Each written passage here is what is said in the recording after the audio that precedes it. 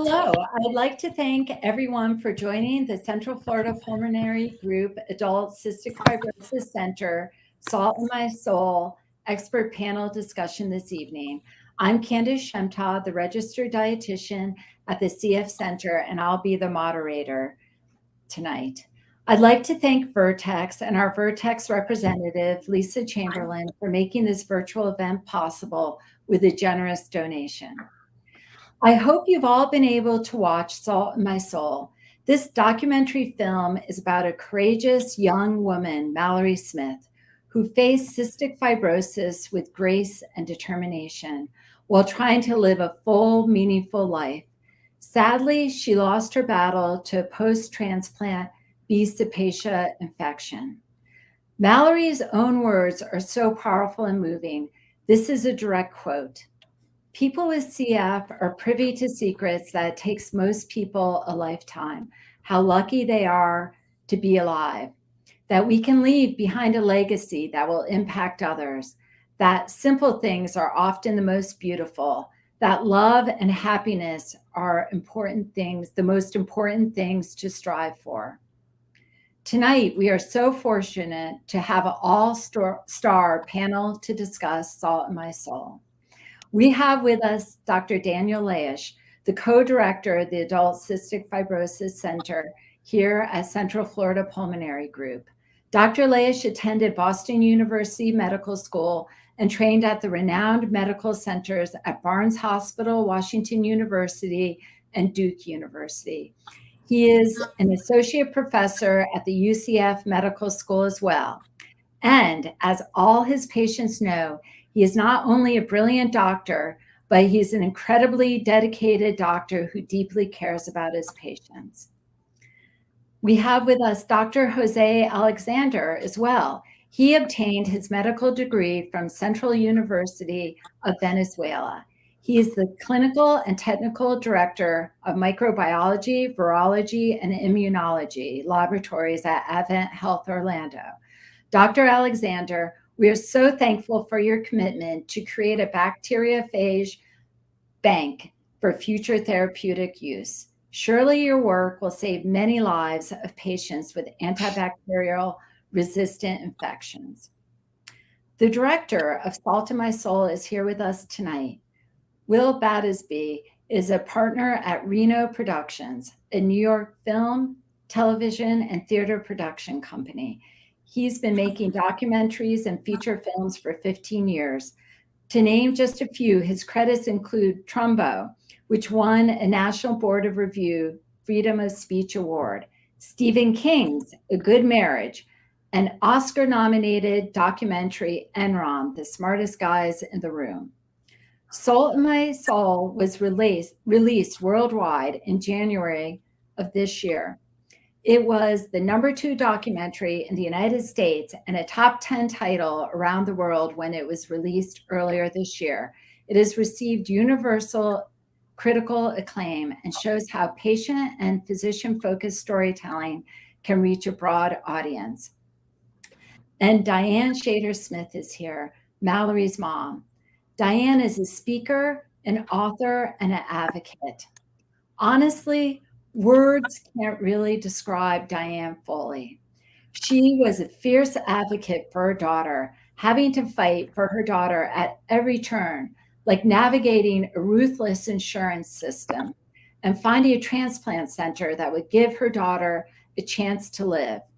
Diane helped Mallory live her life to the fullest by managing so many details of her medical care, and the whole time living by her mantra, no pity party, and we don't do sad.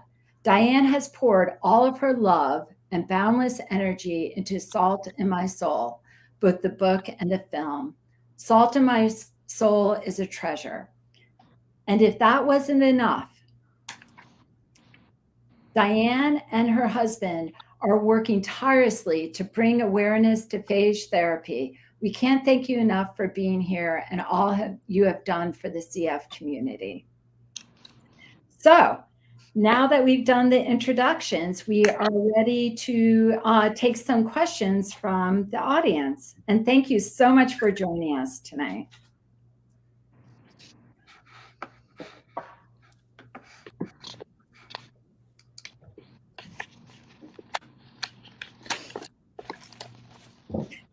Well, if we don't have any questions right now from the audience, I will go ahead and ask some questions then, and hopefully we'll see some. So I have a question for you, Diane. I think a lot of people are wondering. Mallory seemed to really love so many of her doctors. So what I'm wondering is, what were the distinguishing qualities of caregivers that she loved and those she didn't love? What really makes a caregiver so important and special to a patient? That's a great question, and I apologize for my voice. I would say the single most important quality that Mallory responded to was a doctor's interest in her as a person and not just a patient, whether it was a doctor, a nurse, or any kind of a provider in the system. Because patients, especially chronically ill patients who are repeat visitors to the hospital, oftentimes start to feel like they're just a case, a medical record. And when any caregiver took time to get to know her or engage with her on any level, it made her feel like she was a person, and that immediately engendered their trust for some reason. Oh, that's great. Good. Do we have any other questions right now? Okay, so I've got another question until we start getting those questions rolling in. Sorry to interrupt. Are you in the comments section or the private chat section? Because some questions are coming in on the. Oh, okay, good then. Oh, there are a lot of questions. Excellent. Here, good. There's all the questions. Okay, I have a question from Erica. To you, Will. My question for you is, after reading through all of Mallory's journals and seeing all of her recorded videos and learning all about Mallory's story, how did this affect you? Well, it affected me very deeply and immediately. You know, I read the book in one sitting, and I called the other producer, Richard Abate, who had sent it to me because he thought it would make a great film, and I told him he was right, and he immediately put me on the phone with Diane. And it took a little while. As you say, Diane is she's a fierce advocate and gatekeeper for Mallory. But what I think struck me most was that actually at its heart, this is a very simple story, right? It's a young woman, coming of age, right? The twist is that she was dying while coming of age. And I think, I saw an opportunity to tell a really simple but impactful story that, we feel like we know coming of age stories. They're very familiar to us. So I knew that an audience would, I could draw an audience in with this, particularly Mallory, right? I mean, as soon as I started to Google her, and I saw pictures of her and, and all of the surfing and the boys and everything, and yet it's a story. And I think interestingly, I think it's very true of most CF patients, if not all of them, and their doctors, I'll say, is that there's something very profound about it, right? And Joe Paluski said it. It wasn't in the film in the end, but he said it, which is he's never been more struck by a group of people in terms of how zealously they live life, and how much they try and get out of every single day because they're so aware how terrible certain days can be, right? So when you have a good day, you're so driven, and I personally was so drawn to Mallory's story because she very much chose to create art from her struggle. She chose to keep this secret diary and record all of the audio. And I just thought, again, for someone so young, it's such an extraordinary reaction to suffering that, to me, that's the kind of human being I would hope to be. And, I hope my kids turn out to be. Yes, absolutely. I think her story is just so compelling that I could see how you were so drawn in, because I think we all have been so touched by Mallory and all she shared with everybody. So, Dr. Alexander, we have a question. It is, from Gregory. Broad question, but what does the future of Beige therapy look like for CF patients? Yeah, this is one of the field that we can expect a big advance in the coming future. We're right now seeing some clinical trials and more data being collected and evaluating for the use of bacteriophages. Bacteriophages right now, in the status of bacteriophages is being focused on those multi-drug resistant organisms, especially in patients that is being treated with multiple courses of treatment, chronic infections, and when we know that organisms normally are developing multi-drug resistance against these courses of treatment. Phage therapies are becoming an option for them. I mean, we know the quality and the difference of the phages have when we compare with antibiotics. So for the perspective of from a cystic fibrosis population of patients, phage therapy seems to be one of those options that seem more promising in the short and long term. We know that there's still some barriers that we have to overcome to be able to bring phage therapy for every patient. And there is a lot of more questions that we need to answer. But there is a group of scientists and physicians and patients across the US that are looking for this option in a daily basis. And we know that a group of these professionals, along with the patient and the family members, are deciding to use this as a last option for many of them. And it's these cases that are actually providing data to support the use of the phage therapy in the future. So as for the perspective of microbiology or even from the scientific perspective, there is a lot more that we need to learn, but there is a good outcome that we can see from this therapy.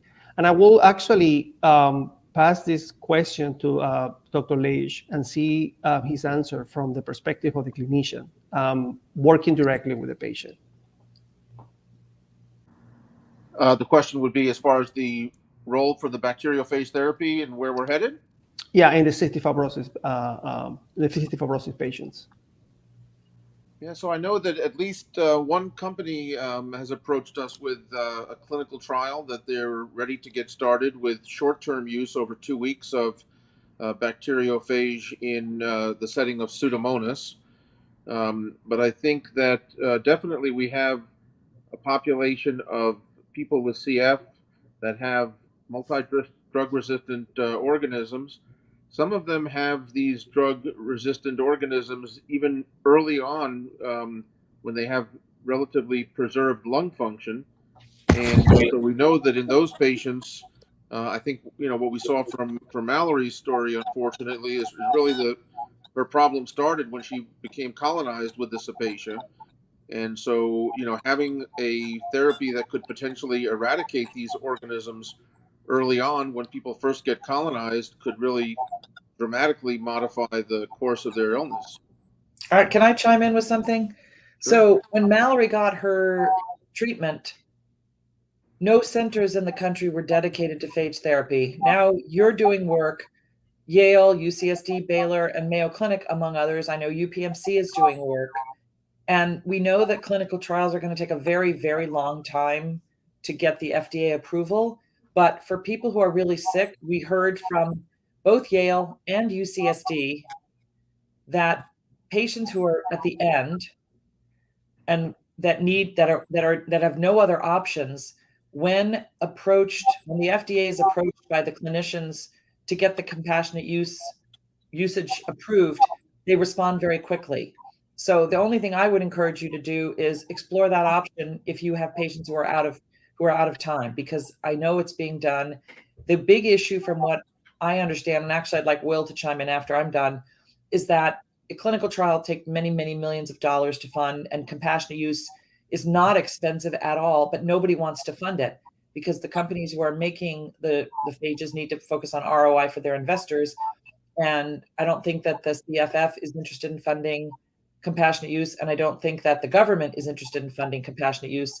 So one of the things that we are donating all profits from Salt in My Soul, the book and the film, and it has been called to our attention that we should be directing money towards compassionate use. So that is a very specific use of the money that we're raising. So I urge you to look into that. I'm not a scientist. I'm not a doctor. All I am is a person who's been listening for 4 years, and this is my understanding. But I think Will may have something to say there, has been privy to all these conversations. Yeah, I mean that's precisely my understanding too. That the companies who are trying to commercially develop phages are really now focused on those clinical trials. But because of the work of people like Dr. Alexander, right, who are now cataloging phages, right, and collecting phages, the cost of those compassionate use cases has dropped dramatically. So we've been donating any of the profits from the film back to specifically, I mean, some research, but specifically compassionate use via Mallory's Legacy Fund. Because I think it's that combination, and tell me if I'm right here, doctors. I'm in over my head already on this question, but it's going to be that combination of clinical trials funding those, but also the anecdotal evidence gathered from these compassionate use cases is really important. Like Mallory's, for instance, what her autopsy showed was, huge promise, which is what led to this, explosion in research institutes popping up. Yeah, well, we do know that the Cystic Fibrosis Foundation is making a heavy investment in funding the research. Yeah. I think Diane's point is that they're not necessarily funding the compassionate use. I mean, obviously, if it's your family member or yourself that's dying from CF, then there's a very strong interest in the compassionate use. To be able to prove scientifically for approval and safety, then we have to do the studies as well. So I think it's a balance, but I think it's wonderful to have this fund for people that might benefit from the compassionate use early on before we can get all the results of these studies in. I do have a question. Is the CFF funding research, or are they funding drug phage development? My understanding was they're funding the development. They're investing in companies that are developing phages for trials. That was my understanding, which is very. I think that's accurate the way you said it. That's very different from funding, patient usage, and I think that we need to draw awareness to compassionate use. Now, I feel very strongly in my education from the time I first stood in front of Dr. Laish and his team in 2019 to introduce the notion of phage therapy first to them. I don't think you'd heard of it before, and the CFF hadn't heard of it before.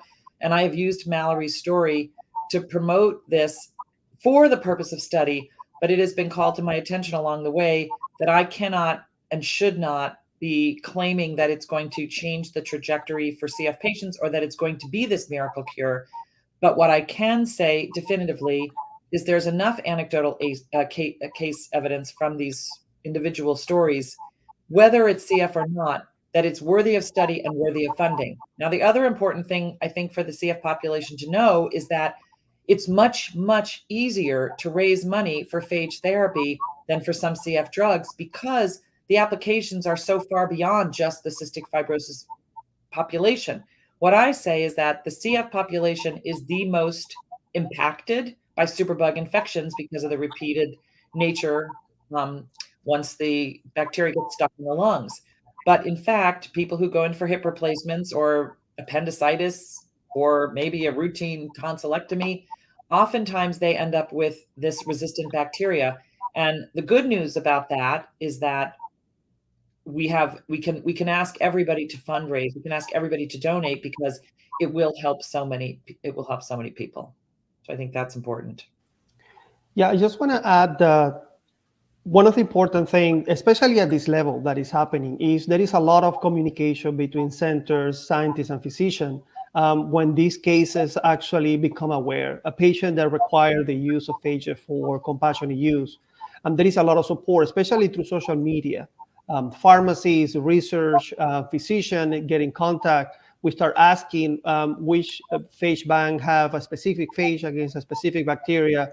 And these bacteria start being shared across different laboratories and start doing testing and see if we can find specific phages. The other point important is that today actually was published the consideration for the use of phage therapy in clinical practice. There was a group of pharmacists, infectious disease, microbiologists that was led by Dr. Patel for Mayo Clinic. And actually, the idea of this paper was to bring awareness of where is the gap of phage therapy for the future. And it actually can provide guidance for even for patients with cystic fibrosis that require the use of phage therapy as a compassionate use. That is probably the best way that we have right now to be able to get more clinical information. One other thing that I learned, and again, this is just what I'm hearing, that both Yale and UCSD, which were two of the groups really doing early work in the area, have a very different approach. My understanding is that UCSD is casting a wide net and trying to gather as many phages as possible to develop this bank, while Yale is picking a few phages and wanting to do a deep dive to see how those phages work. That may be an unscientific explanation for the difference, but it points to the fact that it's a wide open field and there's so much work to be done.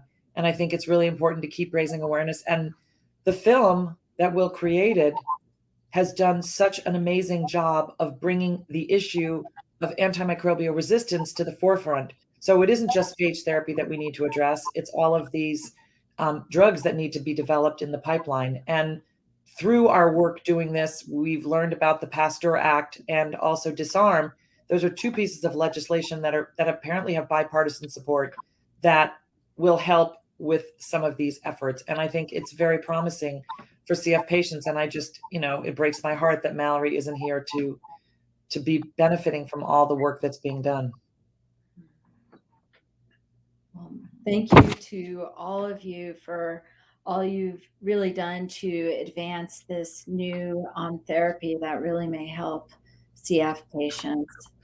I've got a clinical question about this coming in from VC.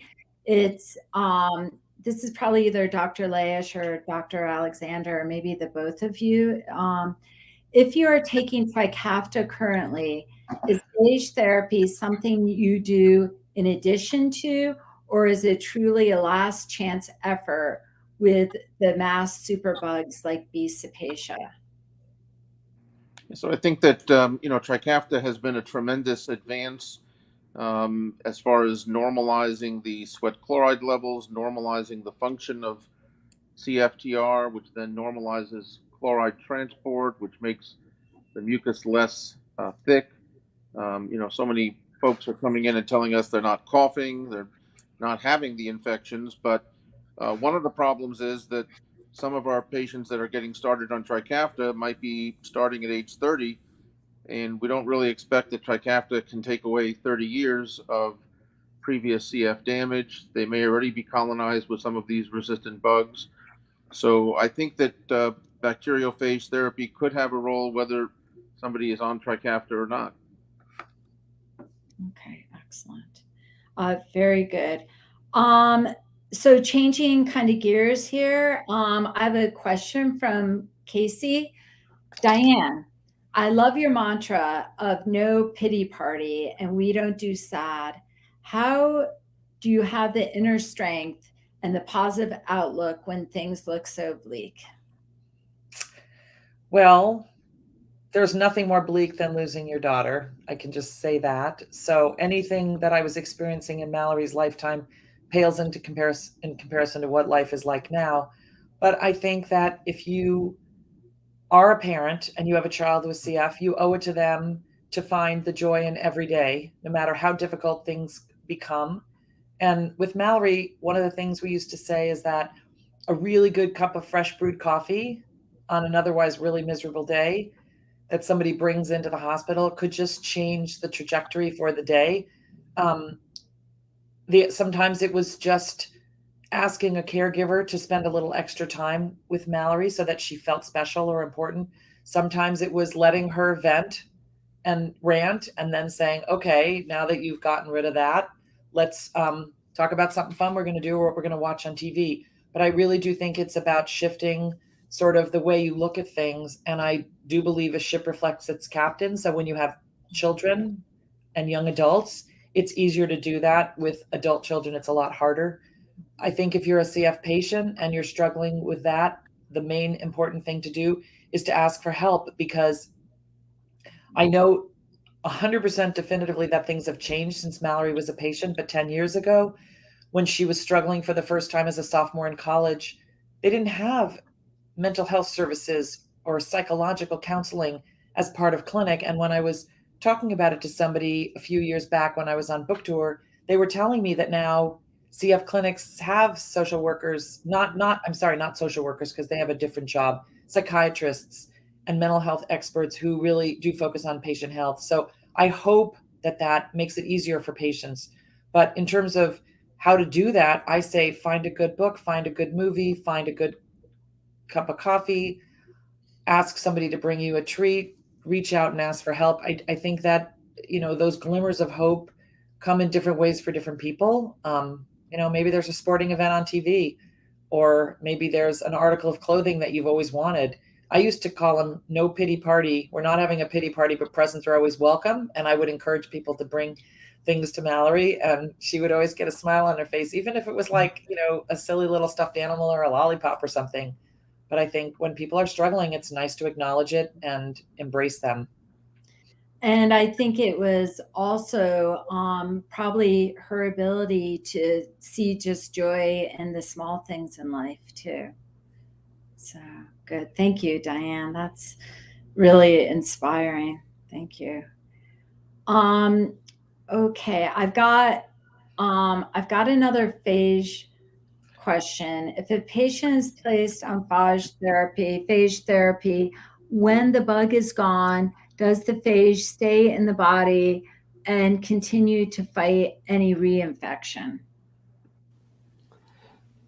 This is some of the questions that have to be answered, but right now the information that is known, no. The phage actually, phage and bacteria keep at balance and equilibrium in the environment.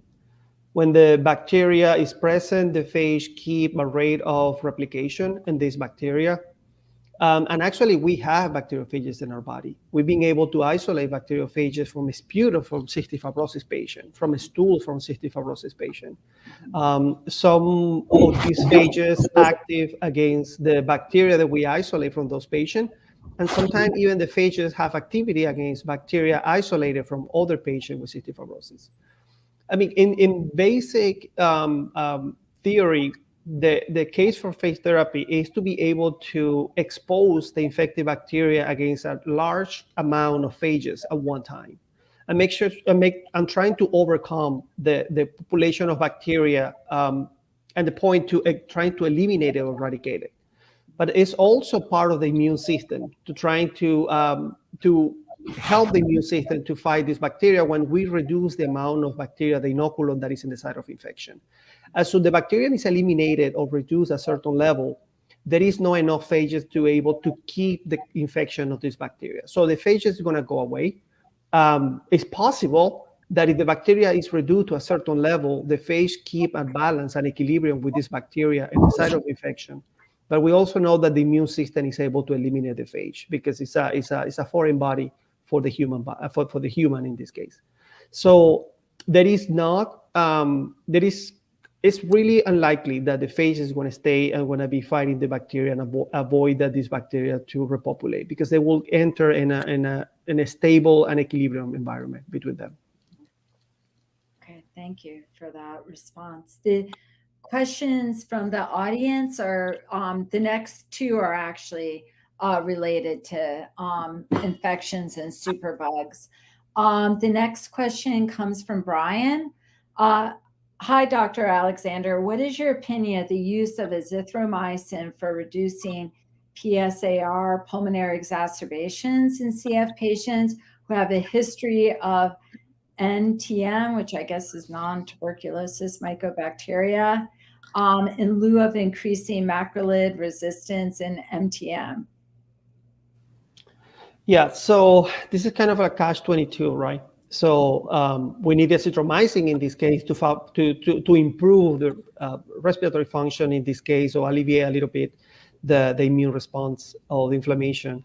But on the other side, we know that the macrolides can have, the presence of the macrolide can have a negative impact, exposing this concentration to different non-tuberculosis mycobacteria and creating future resistance. I think it's a balance, and it's probably a clinical decision that has to be taken. I think if the patient if it's known that azithromycin will alleviate the patient, the exacerbation of the patient, I don't think that should be postponed because the concern of the fear that future antimicrobial resistance. I think alleviate the symptoms in that moment, alleviate the exacerbation is critical. At the point that I think that will be the most prevalent condition, clinical condition in that case. Okay, thank you.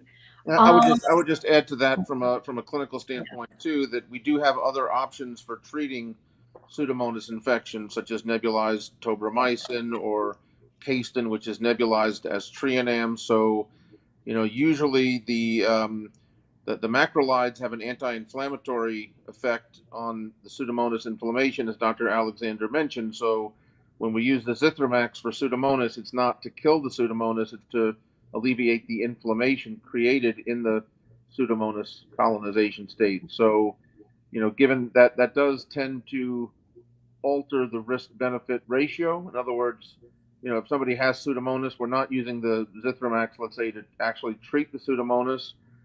So, that is definitely a concern about the macrolide resistant for non-tuberculous mycobacteria. So I think that, as Dr. Alexander said, we have to really just make that decision in every patient, but knowing that we have other options for treating Pseudomonas.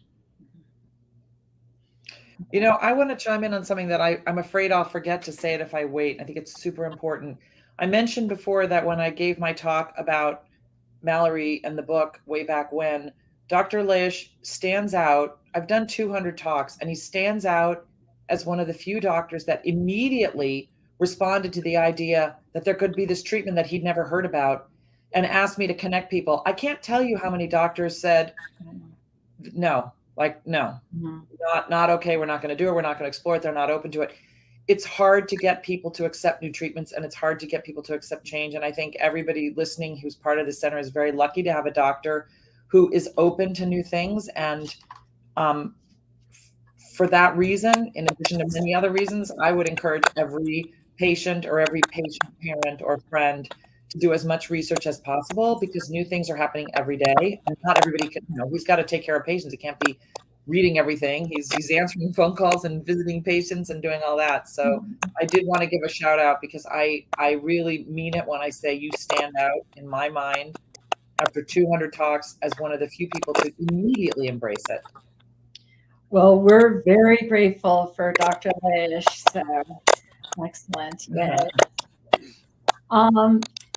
Okay, we have a question for you, Will. How did you come across Mallory's story? How did you find this story? So a very dear friend of mine called Richard Abate, who's one of the producers on the movie, he was responsible for selling the book to Random House, and he had always felt that it would make an amazing documentary. And, at first Diane, I think, had struggled with the idea of the documentary, right? Because Mallory was a writer. So what was most important to her was the book. But Richard sent it to me at the end of 2019. And as I said earlier, I read it in one sitting and completely agreed. And then when I started to find out how much raw material was out there, to really have Mallory as a character in the film, all of the video, the audio, the extraordinary, they really, Mark and Diane had really documented Mike and Mallory's lives from the age of 0. So there was a huge amount of material. And as soon as I knew I could make Mallory almost the narrator of the movie, I was all in. Wow. Okay. That's great. That's serendipitous. Oh, sorry. I wanted to add one thing too. About what Diane was saying earlier about, reaching out and, all of those things. And, you don't have to, if you're a patient or a family member, you don't have to write a best-selling book, and you don't have to make a really successful documentary. But I think also just expressing yourself, whether it's privately or publicly, in whatever way you choose to, is really powerful as well. And it might be a way that you can share something, that you find difficult to share, whether it's, honestly, like, knitting, right? Crochet, anything to just sort of get outside of yourself. Because I think, you see in Mallory's story that, she really kind of had those difficult moments when she turned inward and she didn't know how to get that out, right? She didn't know how to make that connection with somebody to share that. And I would just say, obviously the writing was her kind of lifeline in those moments. And I think it's just really important that people find, any way of expressing themselves when they're going through these immense struggles. Because that's the other thing too, I'll say, as the total outsider here, what the CF community goes through is immense, right? Like it just is, it's so giant. You realize like all the COVID protocols come from this world, right? Like this is a community that has lived with this isolation and this, this sort of, this threat hanging over them. And that's again what I've been so blown away. Everyone I've met, every CF patient, every CF family, and I have to say, sorry, CF dads, every CF mother has totally just, they wreck me every time. I've cried so many times during the last 2 years. But yes, express yourself, get out there, find help. Even one person, 10 people, and find a doctor like Dr. Laish. Excellent. Yes. Well, I really love that response. We feel that our patients are so extraordinary. And I think the thing that Mallory was able to do was to express those inner thoughts so well, which we as caregivers, we want to give the best care that we can to our patients because we care about them so much. But a lot of times it's hard to know what is really going through the mind of somebody who lives with this devastating disease. So for me as a caregiver, to kind of read and process what Mallory was saying in her most private thoughts has really, in a way, helped me to understand how the disease works. Not physically, but how like mentally those thoughts could be going through a patient's mind. And I think it also probably has helped patients too, because they may think like, oh my gosh, I felt like that, but I had no idea how to put it into words. So I think, it is. I get that feedback a lot. I get that feedback all the time. I mean, on a daily basis from all over the world, I have people from other countries reaching out and saying, I hear both. I hear the parents saying, oh my God, now I understand what my child is feeling. And then I have the patients reaching out to me and saying, it's amazing. I don't want to talk about it, but I want people to know it. So I gave the book to a friend and now they get it. Or somebody told me they watched the film and now they understand what I've gone through. Because I think it's very hard to convey what the life is like for the CF patient because other people are not with you and you don't tend to do those treatments in public very often. Right. And kids often look like they have an invisible, it's invisible. It's an invisible illness. So, maybe they see them taking pills at school. The thing that's come up that I am finding is for the kids that are taking Trikafta that are doing well, their parents have said to me, they don't think of their children as having CF anymore. They think of their children as healthy, but they have to do treatments.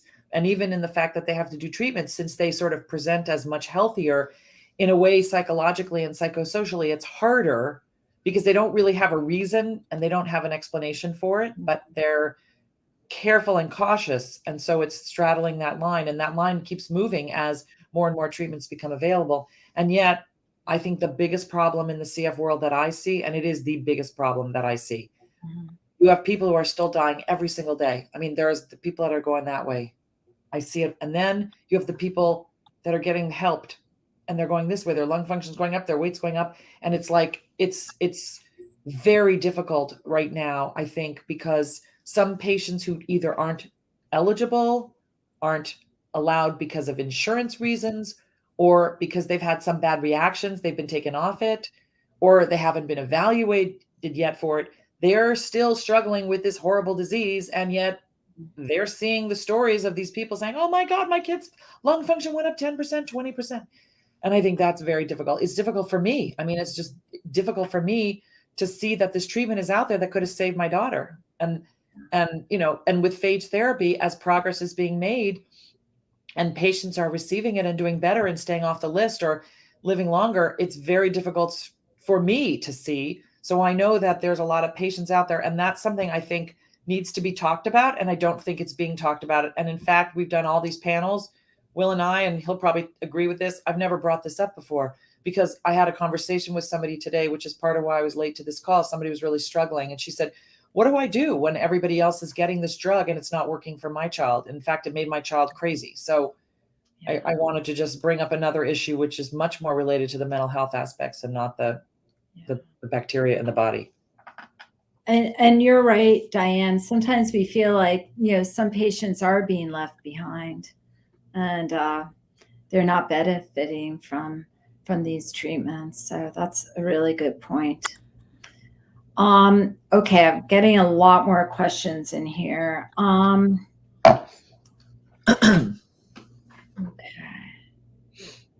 Oh, we have a comment from Randy Messier, who is our quality improvement coach through the CF Foundation. And we've been working with him for about 6 or 7 years through the foundation. And he says, this is the type of collaboration and honest listening that will move this work forward.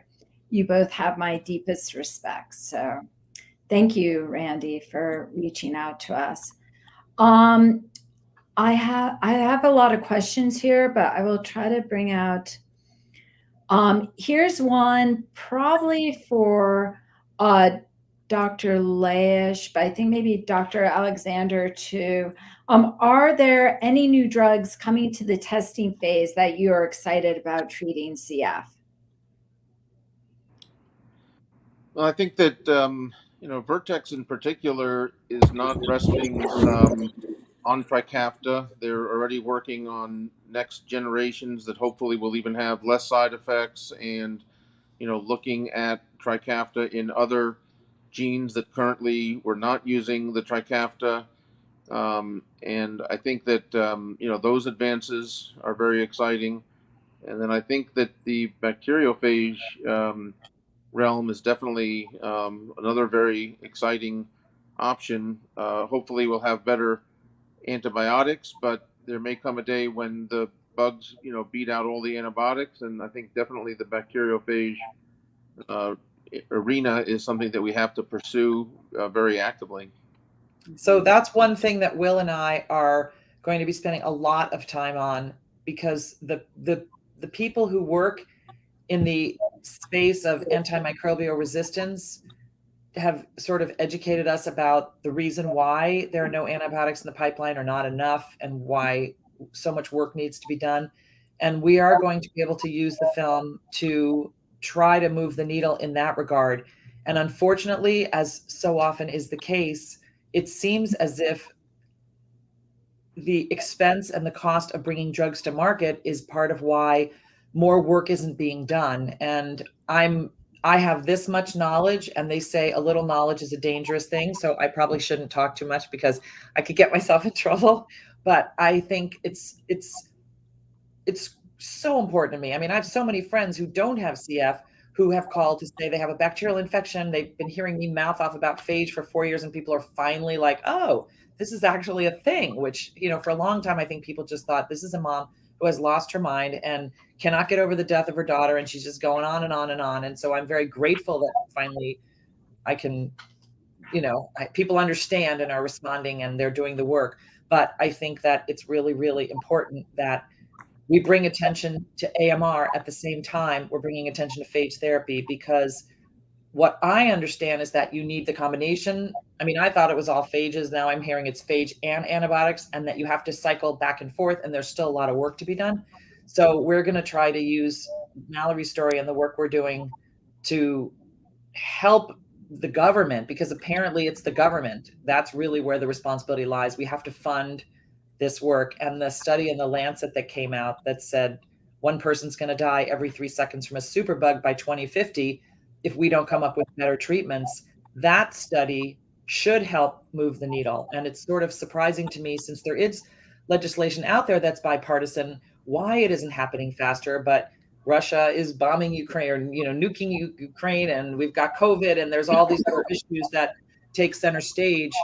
But because my heart and soul are still with Mallory and the CF population, I'm going to continue to keep doing this work. And I'm so grateful that Will who made this beautiful film, even though he doesn't get any money to keep going, and this is not his daughter and his legacy, he's here donating his time and has said he'll stay on the journey with me moving forward. So I give a shout out to Will.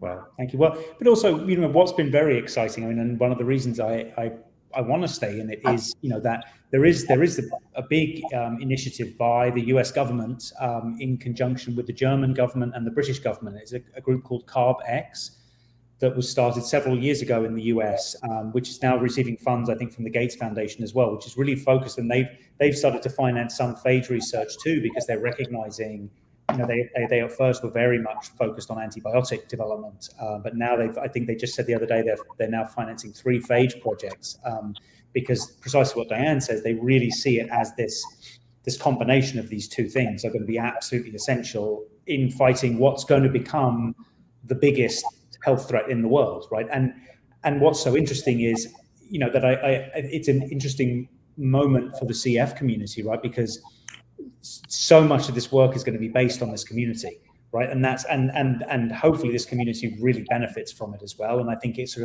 it's an interesting moment. And we're working with CarbX and sort of trying to do this, but how you really keep the patient at the center of that conversation, right? And all the extraordinary work that Dr. Alexander does and Dr. Laish is doing it, face to face with the patients, and what you do, Candice, too, is it's all happening to save people's lives, right? And again, so for me, it's very easy to stay on the journey because it's so rare you get a privilege to be involved in something like that. But it's I think probably within, I'd love to say a year, but it won't be. It'll be several years. This is going to be a giant story, I think, and it really does start in this community. Yeah, one of the interesting things is also, if we see from the perspective of infection disease, we know that medicine is moving more to a personalized medicine, a customized medicine, right? What we call precision medicine right now. From the perspective of infection disease, a bacteriophage probably fit better that description, because it's a treatment that is highly personalized to the person itself, the patient, as the definition of the precision medicine, but at the same time is actually specific against the infection that the patient has. So the evolution and the changes and new antimicrobials coming to the market is something that we need to continue keeping open and being able to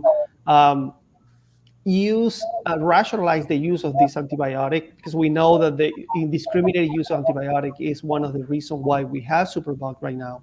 But the point is also that phage can offer this amazing tool that could be customized, that can be adapted. And one of the things is that phage and bacteria is been fighting for millions of years. We know that that's the bacteria become resistant to the phage, and the phage is able to overcome that resistance. So at the point that the modern medicine is able to handle that type of activity, that can open the door to a different perspective on antimicrobial treatment, especially for patients with chronic infection. But even in the future, probably patients don't have to wait until the last moment to get this type of infection. Maybe we can go beyond that and avoid or even treat patients that is getting colonized. When you talk about personalized medicine, phage therapy and AMR, those are sort of offshoots of the real work that I've been doing all these years. What I really have been focusing on is what I'm now calling memoirs medicine, and the patient voice, and putting the patient voice back into the equation. Because every single healthcare center touts patient-centered care, but all I hear about is how the patients are left out of the conversation way too often. It doesn't sound like it's happening here in Florida as much, but I do think it's important for the patients to be encouraged to not only speak out, but write and share stories and connect people. Because what I hear from people across the country is that they oftentimes feel ignored when it comes to making treatment decisions. And I know that the New England Journal of Medicine this year launched an ebook, The Power of the Patient Voice. And I think finally people are understanding. And that's where I hope that what Mallory does is inspire people to speak out. She was vocal. She didn't share some of the private stuff about her mental health, but she was always an advocate for what was happening in the room. And she always wanted to be part of the conversation. And back to that initial question you asked, which is what made a caregiver important to Mallory, or what made her respond to them, is when they engaged her in conversation and allowed her to be a participant in the process, discussions about treatment, prognosis, diagnosis, and all that stuff. So I think that's a really important message to share as well. And that's empowering and very positive. Absolutely. I have to all learn those lessons, and Mallory really just expressed that so well, which kind of leads me to a question from Jay for Dr. Laish. What are some lessons that you would like other patients to draw from Mallory's experience? I think the positive attitude, I think that Mallory was obviously an exceptional person, amazing person, and intelligent and driven, so much energy. But we've seen a lot of our CF patients really have been, warriors. This is a day in, day out fight, and CF never gives you a break. So I think, as Diane said, having that dialogue, everybody is individual, trying to, work with your clinician to try to find a regimen that works for you, and being honest about what treatments you're taking, what treatments you're not taking, maybe why you're not taking the treatments. If there's a problem with insurance and finances, that we can oftentimes come up with some kind of solution. But if we don't know that there's a problem or side effects or compliance, I mean, there might be some times where it just doesn't fit into somebody's day to do certain treatments. But if we don't know what somebody's really taking, then we can't address that problem. I want to jump in on that because, and I have to say, I always say this, I don't take any money from anybody. So if I ever give anybody a plug, it's because they've earned it. But there is a company called AffloVest, and they make a portable vest. Mallory waited her whole life for that vest, and it didn't get cleared for approval or whatever until 2016. And by the time she got it, she was too sick to actually use it.